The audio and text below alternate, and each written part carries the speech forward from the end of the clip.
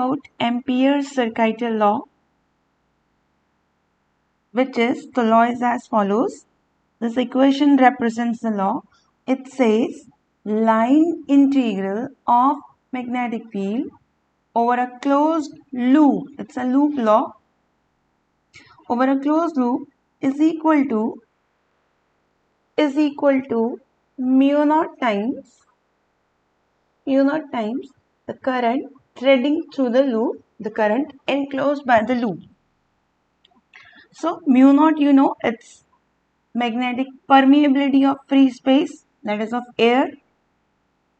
Okay, and the closed loop here we talk about is Amperian loop. So this is the statement or mathematical expression for Ampere's circuital law. Now we'll have to derive the expression, we'll have to obtain the expression. So for that we'll be drawing this straight wire, and this is the point, this is some imaginary point at P, okay, at the distance R. Now we'll imagine an Amperian loop through it so that we can employ Ampere's circuital law. So you can draw a diagram like this or like this. Okay, now at point P we will show magnetic field, so we'll use right and thumb rule, and it will be normally into the plane of paper. You can keep your right and thumb like this. Okay, and your current element is also represented like this. So this is representing your magnetic field and this is your current element. This green is your current element. So what is the angle between current element and magnetic field? That is 0 degree. So you can see here it is clearly represented. This is magnetic field and this is your current element. So angle is 0. So you can draw this and this. So we'll take left hand side of Ampere's circuital law, that is line integral of magnetic field over a closed loop. Okay, so now this can be opened as A, B, cos of angle. Angle is 0, cos 0 is 1. So we'll substitute B outside. It will be integral of dl, which will be L. So one more step can be written, B into L. Now what is L? L is length of Amperian loop, and this orange one is Amperian loop. So what is the length of this Amperian loop? It will be 2 pi r. That is circumference of the circle. Okay, so we got it as 2 pi r as it is. Now what is this magnetic field? This is magnetic field of the straight wire. Straight wire, which is a topic that we have covered. You can see and revise the video once again. So magnetic field of straight wire, we all have memorized and we have done numericals as well. Mu naught by 4 pi I by perpendicular distance sin phi 1 plus sin phi 2. So you can imagine the wire to be infinitely long. So both the angles will be 90. Sin 90 is 1. You can substitute here 1 and 1, 2. Okay, and what is the perpendicular distance? You can see in the diagram, perpendicular distance is radius of the loop, Amperian loop. So we'll substitute here. So it will come as this. So we'll substitute the value of B here. 2 pi r was already given by L. So 2 pi r and 2 pi r will be cancelled. It came like this. So left hand side is shown to be equal to mu naught times I. That is the expression for Ampere's circuital law using straight wire carrying current. Now what are the applications of Ampere's circuital law? Applications are, first application is to find the magnetic field of solenoid. Yeah. So what is a solenoid? We all know, we have done in class 10th. Solenoid is a copper wire which is found in form of a helical spring. So you can see this is a solenoid and this is a solenoid, right? So coming to the applications of Ampere's circuital law, it helps us to find out the magnetic field's expression for a solenoid. How much is the magnetic field inside the solenoid? So see, this is important question. It comes in board number of times to obtain the expression for magnetic field of a solenoid. So for that we can make this diagram or this diagram and this diagram. What is this? What is special about this diagram? This diagram is representing cross-sectional view of a solenoid. If you cut the solenoid into two parts, okay, upper half and lower half, cut it like this, like we cut the watermelon. So there will be two upper half and lower half. This is any of the half. What are these dots representing? Dots are representing the loops which are carrying current out of plane of paper. Okay, we'll understand it more. Okay, and cross are representing the turns which are taking current into the plane of paper. Okay, so if you need to draw like this, you can draw.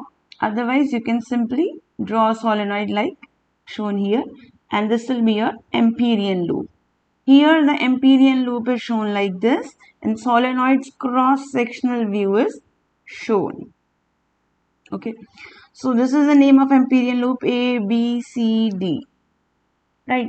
So we will apply Ampere's Circuital law. So it is written using Ampere's Circuital law. We know B dot dl over the closed loop. You can see the name here, A, B, C, D, A is equal to mu naught times I. So now we'll open it into how many parts? A to B, B to C, C to D, D to A.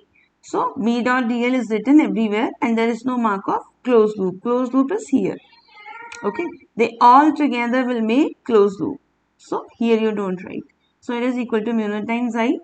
Now we all know how to open dot product. A, B, cos theta 1, cos theta 2, 3 and 4. Loops are clearly mentioned. A, B, B, C, C, D and D, A. Okay.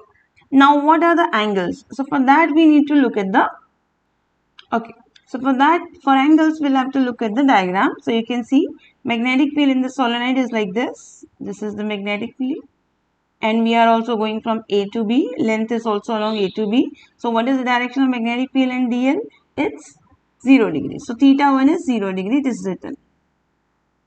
Okay, coming to next for BC. B to C is like this, right? And magnetic field is like this, like this. This is magnetic field. The green one is magnetic field and B to C orange is your DL. So B to C orange is DL. So what is the angle? 90 degree. Theta 2 is 90 degree.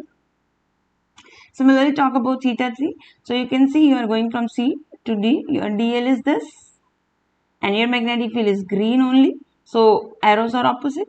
That means angle is 180 degree. So you can write here 180 degree. Okay, coming to the fourth angle, you will have to go from D to A. So it is like this. Your green is still like this, magnetic field. So your angle is 90 degree once again.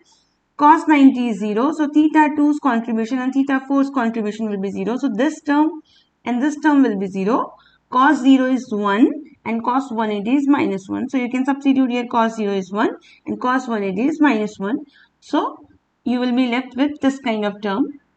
This is cos 0 1, right? And this is cos 0 negative 1. So minus is written here. This is along AB and this is along CD. So they cannot cancel out. Okay. Now CD is lying outside the solenoid, right? C to D is outside the solenoid and outside the solenoid field is very weak. So you can write it as negligible. It can be ignored. It can be substituted at 0. Okay, so we can substitute this as 0. This term goes 0. B outside is 0. So only this term is left equal to mu naught I. So yes, this is integration of DL. It is equal to this.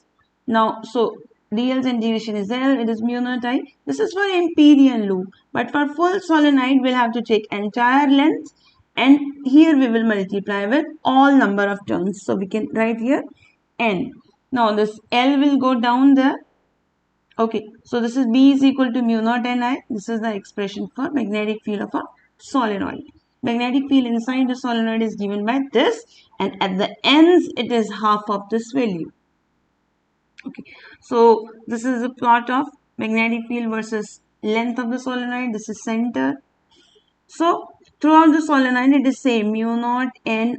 Only at the ends it will fall to half its value, right? So this is 0, this is L by 2, this is half length minus L by 2. So this is how it is to be plotted. Now this is the second application of Ampere's Circuital law, that it helps us to find out the magnetic field of a toroid. Now what is a toroid? Toroid is this. So what it is? It is a solenoid which is wound in form of a closed ring. Okay, this is a toroid, this is a toroid. Now you can see this is again cross-sectional view. In cross-sectional view, you will divide the thing into two halves. Okay, one half will represent one cross-sectional view, or you can see this. Okay, so this is basically lower half. If you cut it into two parts and you see it, then it is cross-sectional view. Okay, what will there be? There will be wire, no? So the wires which are bringing current out of plane, those are dots. Okay, and those who are taking inside, those are cross.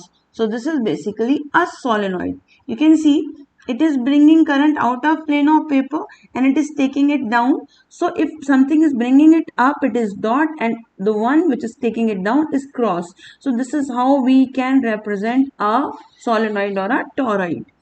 So you can see more here. Okay, here it is much clear.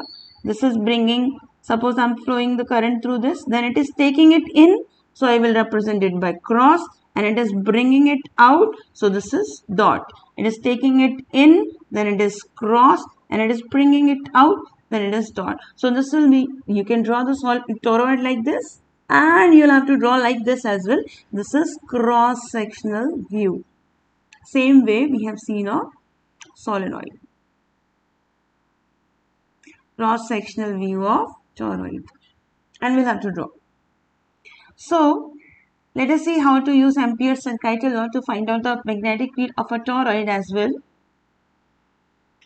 So we will see case 1, when the point is lying outside the toroid. So point is here, right? This is the point. So you will draw an Amperian loop. Okay, so this is the Amperian loop. What is the distance O to P? I have taken is X. So my OP, O to P, P is the point where I need to find out the magnetic field, X.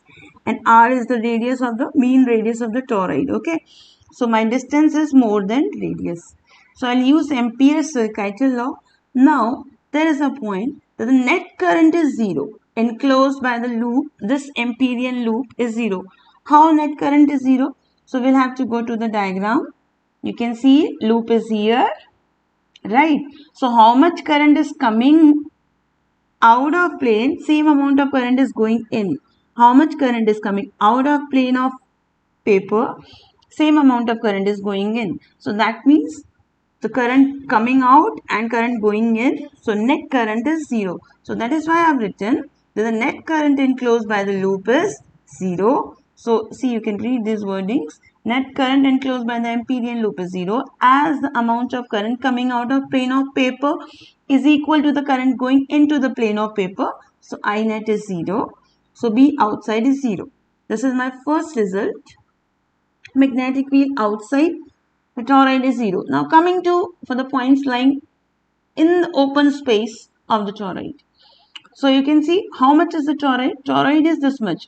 Cross to dot. Cross to dot is toroid. Only this much is toroid.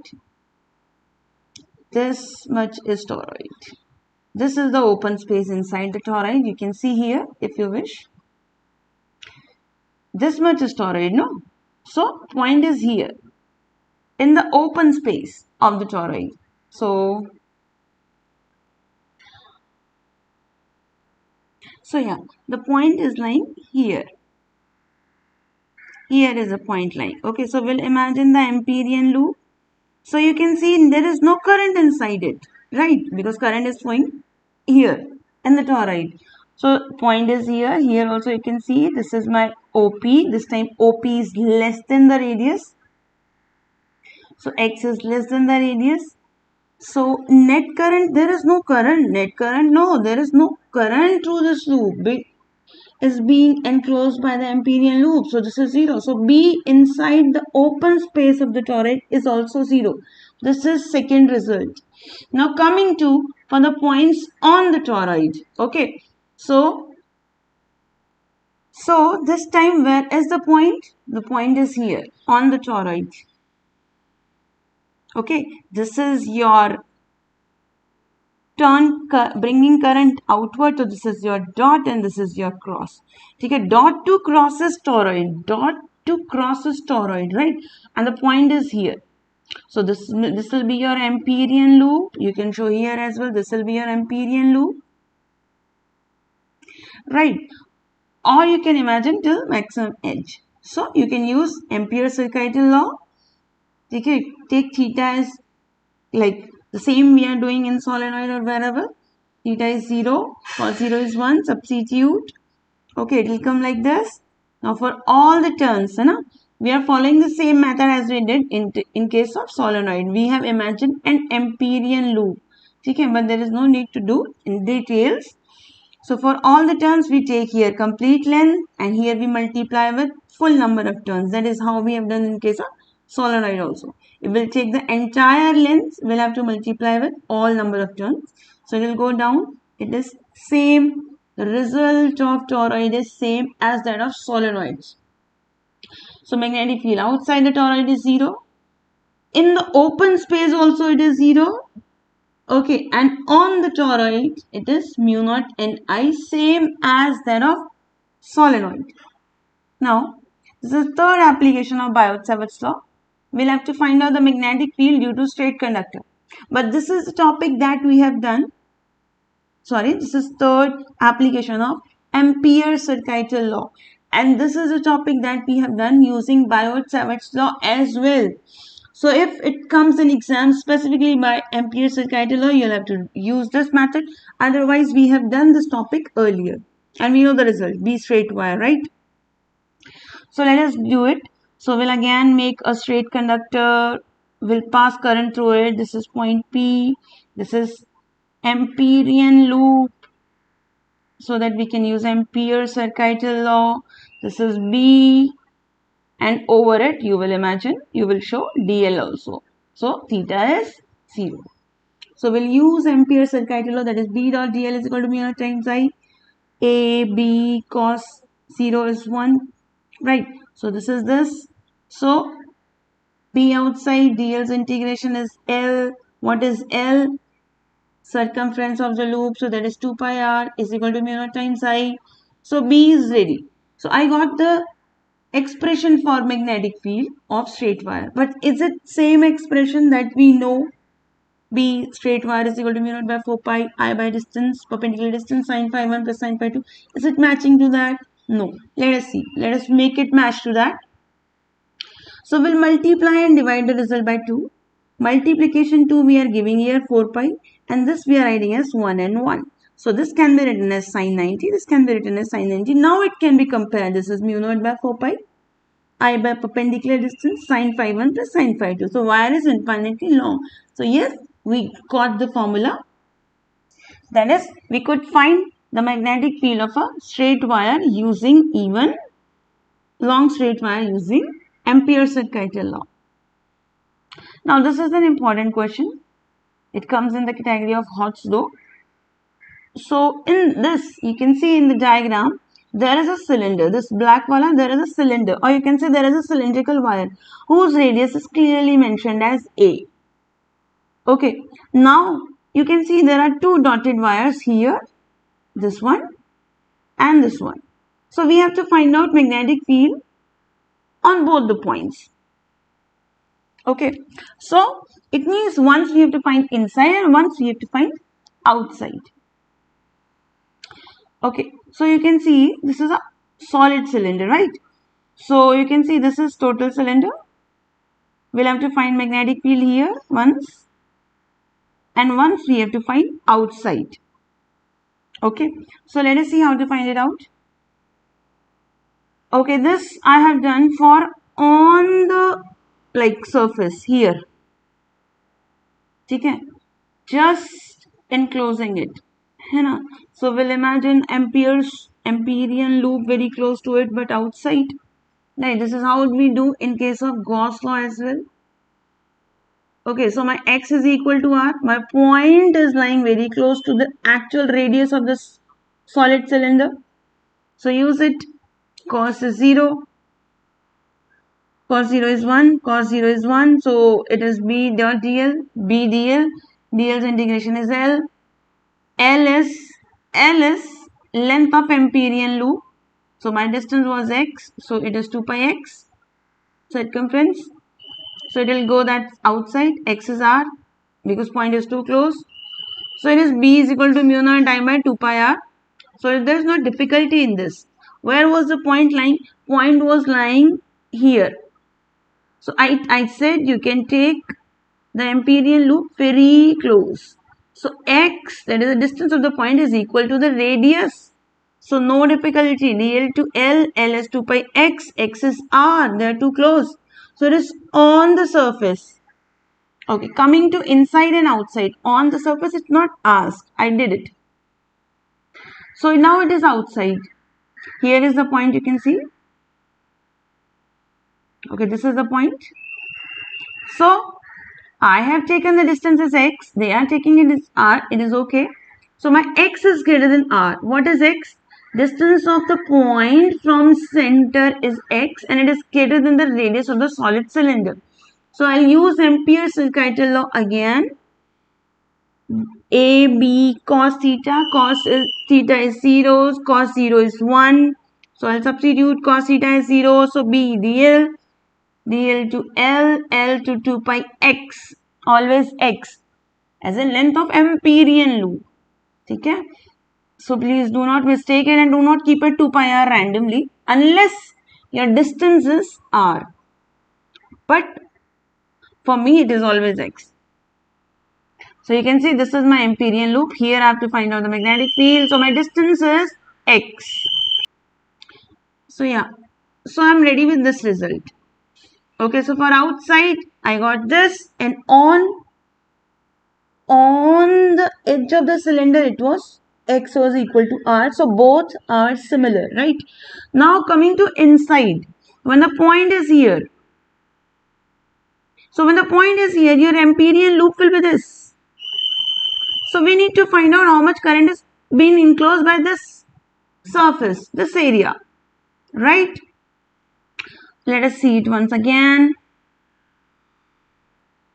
See, when my point was outside here, then this was my empyrean loop, and how much current was being enclosed by this loop? Entire. Whatever current is going through the wire, that is being enclosed by this loop. Now, when my point is inside, where is my point? My point where I have to find out the magnetic field is here. Okay, so this is my empyrean loop, and distance I always take at x, right? So x is less than r. This is one thing. So how much current is being enclosed by this? So I don't know how much current is flowing through this area. Okay. This cross sectional area, this much. So for that I'll be using Ampere's circuital law. B dot dl is equal to mu naught I enclose. I took it as I dash because I don't know through the actual cylinder current flowing is I don't know how much current is flowing through this area, this cross sectional area, right? So I've denoted it by I dash. So this is important. Theta is 0, cos 0 is 1, that is okay. Why theta is 0? Because we have seen magnetic field is shown like this and current elements is shown like this. Okay, then theta is 0. So wherever you have to support that theta is 0, you can draw such a diagram. Okay, so B dl cos 0 is 1. It is I dash. Now we'll have to substitute what is I dash. dl's integration is L and it is 2 pi x, length of the empyrean loop, which is inside this time. So it is x. Actual cylinder is like this. Right. So it is P 2 pi x is equal to mu naught I dash. We don't know what is I dash, so we can substitute it like this and be ready. Now current through the original cross section, because radius of the original cylinder is r. Radius of the original cylinder is r. So current through that cross section is I. So current through unit cross section is I by pi r square, and current through my required cross section. You can see my required cross section once again here. My point is here. So this is my required cross section pi x square. Okay. So we will multiply. We have used unitary method. Okay, through this, through one unit area and through this required unit area. So it will be multiplied. So my I dash, that is my current, is now obtained. So I'll substitute here this value. When we'll substitute, you can see 1 power of x is cancelled. So this is the result. So all three results I have written again. Inside is this. So magnetic field is directly proportional to distance. Radius is fixed. X is distance. Inside it is directly proportional. On the wire it is this, and outside it is x, inversely proportional. On the wire it is fixed. So this is the graph. It is very important. They do ask. So this is the magnetic field against distance for a solid cylinder. So you can see inside it is directly proportional. Outside it is inversely proportional. B is inversely proportional to distance x. On the wire, obviously it is constant, and you can write the value as well, mu naught I by 2 pi r. So this is x is equal to radius. It is more than radius and it is less than radius. You can see I've drawn it once again. So this is for B inside. B inside is directly proportional. B outside is inversely proportional to single power. Okay. So this is again showing the same thing. The radius can be denoted by A. Okay. In the question they have denoted by A. So you denote it properly. And the point was here in one case. That means inside, and point was here in other case. So that was outside. So that's all for this. Kindly prepare these topics properly. Thank you.